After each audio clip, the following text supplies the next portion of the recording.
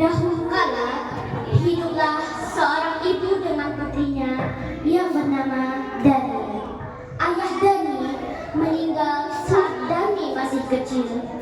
Dahulu mereka hidup berkecukupan, namun setelah ayah Dani meninggal, kulit ibu Dani hitam gelap.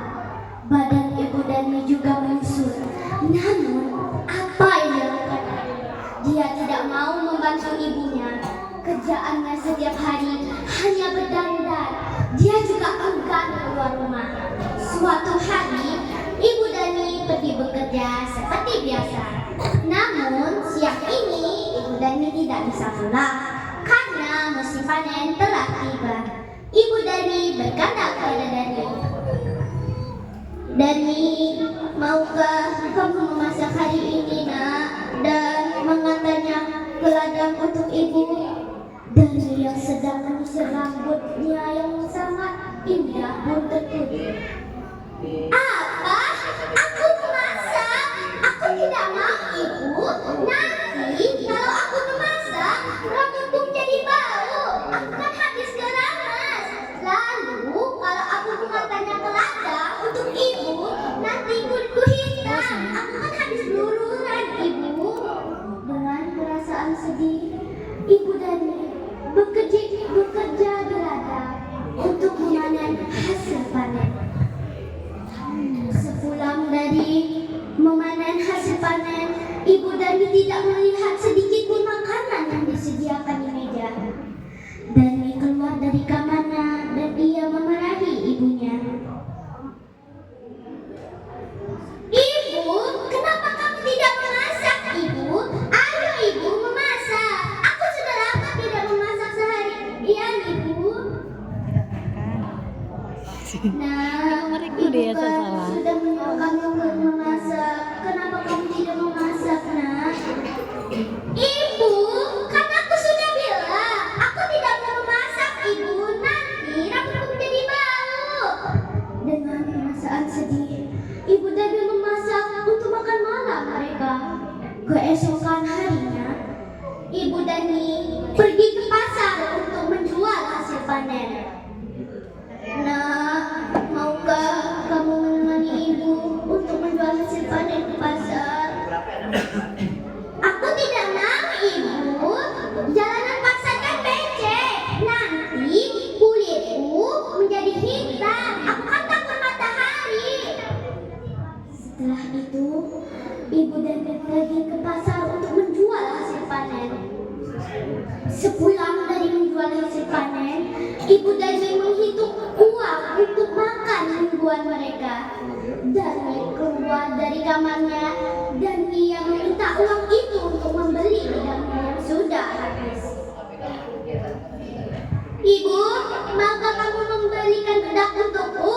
Bedakku sudah habis, ibu."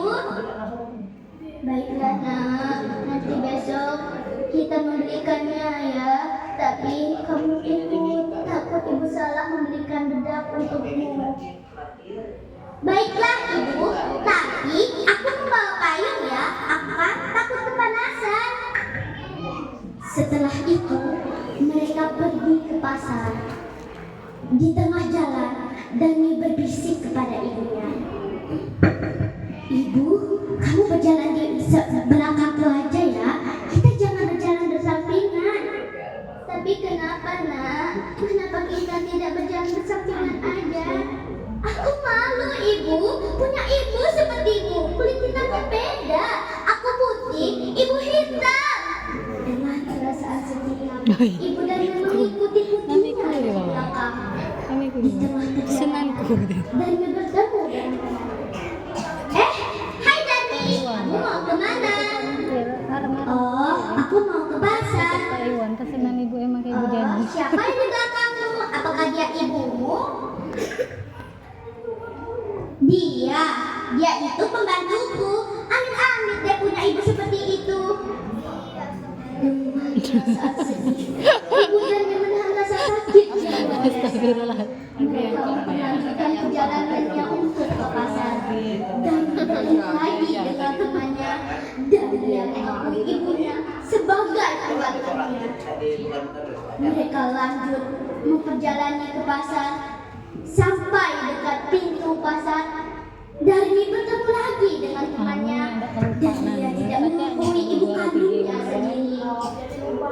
Ibu Darmi tak tahan menahan rasa sakit yang luar biasa. Dia terduduk, mengangkat kedua tangan dan berdoa kepada Tuhan.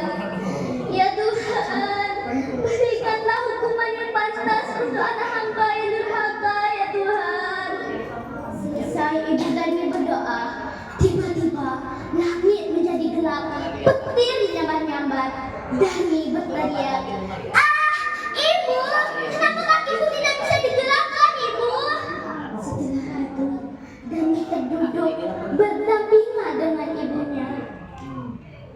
Setelah kaki Darmi sudah separuh, "Ah, Ibu, maafkan Darmi, Ibu. Aku tidak akan mengulanginya lagi." Maafkan ibunya. Inilah hukuman yang pantas untuk anak yang durhaka kepada orang tuanya. "Ah, Ibu!" Namun semua itu terlambat. Tubuh Darmi seutuhnya menjadi batu. Namun air mata Darmi terus mengalir. Maka dia disebut batu menangis. Nah teman-teman, begitu cerita yang bisa saya ceritakan. Gimana ceritanya? Semoga ceritanya bisa memberi pelajaran ya untuk kita semua. Pesannya, janganlah engkau durhaka kepada orang tua. Karena jika tidak ada orang tua, kita tidak ada di dunia ini. Dan janganlah engkau durhaka kepada ibu, karena sudah ada di telapak kaki ibu. Jangan engkau bertindak seperti Darmi yang tidak mau bermasyarakat. Kita harus bermasyarakat agar kita mendapat banyak teman. Wassalamualaikum.